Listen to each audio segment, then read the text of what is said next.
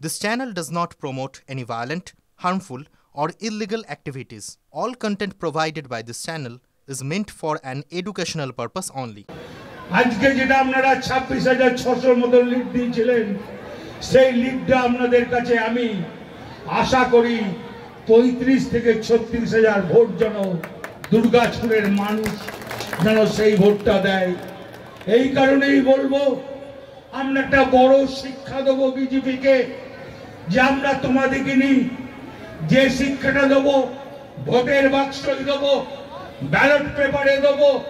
তোমাদের মতন কাপুরুষের মতন আমরা ভোট করি না, আমরা মানুষের কাছে ভোট চাই। দাদা, গতবারে এখানে বিজেপি জিতেছিল, আপনি এবারে বার্তা দিলেন যে 35 থেকে 36,000 ভোটে লিড দেওয়ার কথা বলেন। একটা কথা বলি, তখন গতবারে দেবু যখন দাঁড়ায় 18 দিন টাইম পেয়েছিলাম। 18 দিনের ভেতরে 5 দিন হঠাৎ প্রচার বন্ধ হয়ে গেছিল। 18 দিন থেকে 5 দিন বাদ গেলে কদিন থাকে? 13 দিনের মাথায় ভোট করে মাত্র 3600 ভোটে হেরেছিলাম। তাও সেটা হারতাম না, কিছুটা নোংরামি হয়েছিল বলে আমরা হেরেছিলাম। স্ট্র্যাটেজি কি আছে আপনাদের?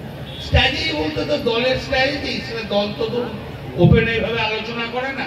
মানুষ এবং বুথের লোকরা যে ধরনের আমি দেখতে পাচ্ছি দুর্গাপুর খয়রাপুর মোটামুটি একটা বিরাট অঙ্কের ভোটে মানে 24 থেকে 26,500 ভোটে লিড করেছিল এই 10টা অঞ্চল থেকে। 4টে অঞ্চল সিউড়ি, 6টা অঞ্চল দুর্গাপুর।